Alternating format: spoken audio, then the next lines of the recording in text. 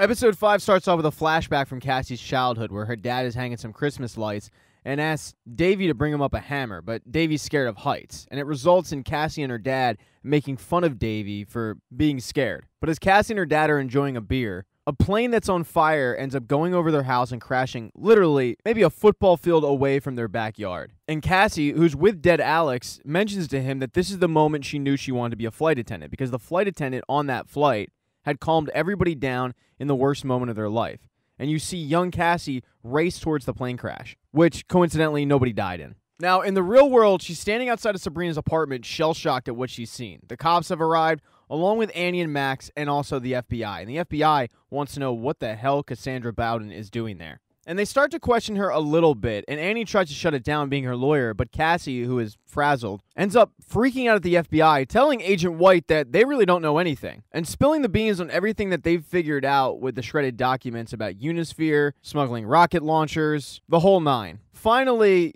Annie is able to get Cassie out of there because the New York Police Department doesn't need her anymore. But once they get on the street and away from the earshot of Agent White, Annie starts ripping into Cassie because of everything that she just told the FBI, because it really could get Annie in trouble. And she's trying to get through to Cassie that she needs to think before she starts saying stuff like this, because now it's affecting Annie's life. Although once Cassie turns around, Annie knows that her friend is in a bad place. She realized that her friend just watched yet another person die, this time committing, quote, suicide. So Annie and Max take Cassie back to Annie's place, where Cassie crashes.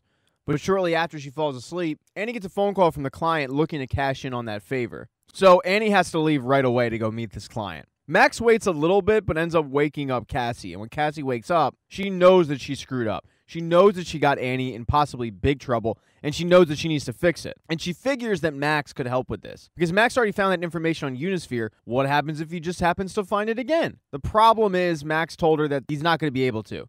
Unisphere bumped up their security once he broke in the first time, and unless he's on an actual Unisphere computer, he's not going to be able to crack the code. And Cassie knows that there's no shot of that happening because she already used a fake name to get into Unisphere once. It's not going to work twice. She goes into her headspace with fake Alex and remembers a conversation that they had back in Bangkok where Alex described in pretty vivid detail where he lived. New apartment building, doorman that couldn't stop staring at this hideous structure outside, and it's enough details for Cassie to figure out where he lives. She ends up peer pressuring Max to come along, and sure enough, they end up going to the described location and finding a doorman outside of a building just staring blankly at this structure. Cassie and Max walk up to him, and Cassie tells the doorman that she is Alex Sokolov's sister. They're trying to get Alex's affairs in order, and she needs to get up to the apartment. She won't be very long. And she's able to get the doorman to give her Alex's address. So Max and Cassie thank the doorman, they head upstairs, and they're able to get into Alex's apartment when Cassie remembers the code for the door. Post-it note in Alex's dad's office with the shredded documents. So they're in, and it doesn't take them very long to find the computer. It also doesn't take them very long to get the first password, but once they put it in, they need another password. It's double authenticated. And Max tells her that this code is going to go to a key fob. And if you don't have the key fob, you're not going to be able to get in. But he figures that the key fob has got to be in the apartment somewhere. So the two start looking around the apartment for this random key fob, where Cassie realizes that Alex is a little bit of a weird dude. First of all, he's very organized, a little too organized.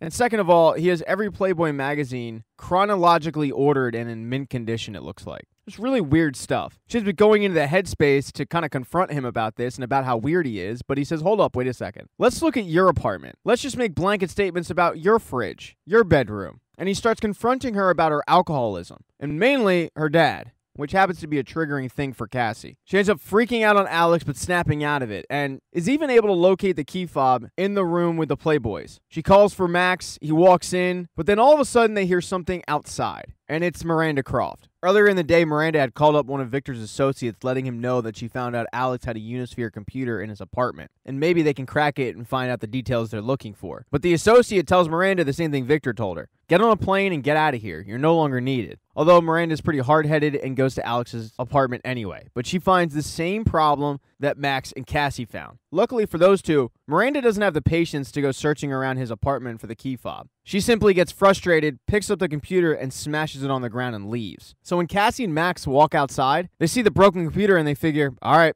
well, that's it for that plan. But by accident, Cassie ends up getting the address on an envelope for Lionfish. And they head on over there to see what they can find.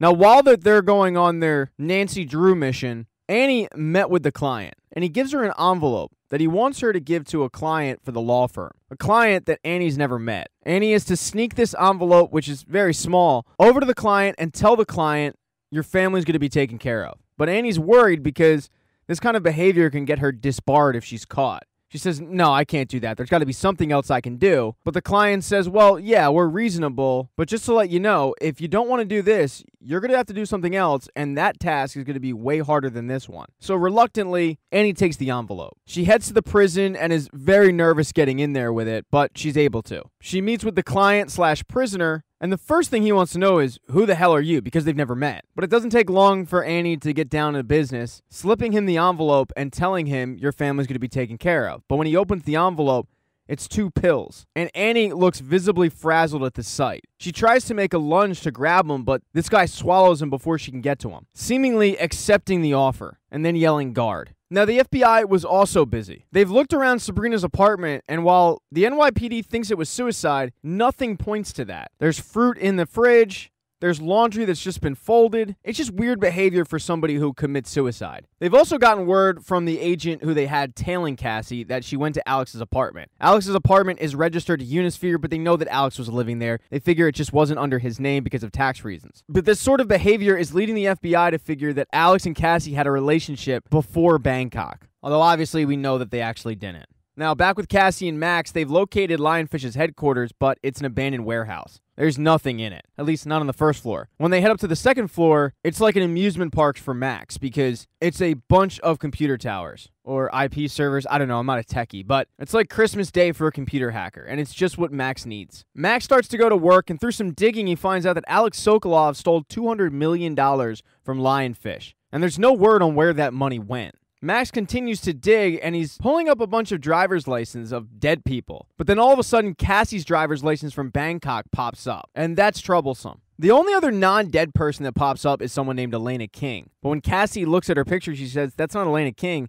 that's Miranda Croft. And Miranda still hasn't gone back to London, is still trying to clean up the mess, and gets a phone call from Victor, where she plays it off to Victor like she did go home. And he confirms with her 3 times that she did, and she lies to him each time. You can tell once she gets off the phone with Victor that it's a nerve-wracking conversation for her. So Max continues to dig when Annie notices that she had a voicemail from Megan. Megan had called when Cassie was sneaking her way into Alex's apartment, but while she was calling Cassie, she gets a phone call from her Korean contact, and she accidentally merged the 2 phone calls. It left a voicemail on Cassie's cell with Megan speaking Korean to this guy, but basically telling him that she's ready for a bigger job. And that job is to meet Mr. Hawk at a motel where she's caught by her husband, plays it off to him because he seems extremely gullible, and when he finally leaves, she meets with Mr. Hawk, he gives her empty flash drives and a bunch of money. But once again, on the phone call, they're speaking Korean, and Cassie can't understand the 2. Suddenly, though, in the middle of Max's digging, his access gets denied. And he yells at Cassie, we gotta go, because somebody knows that I'm in here, and they're probably headed here right now. So the 2 run out of the warehouse, and as they're doing so, Cassie's getting more flashbacks from when she was running towards that plane crash as a child. And Alex is helping her realize that she wasn't running towards that plane crash to help people. She is attracted to chaos. But Cassie needs to snap out of it quick, because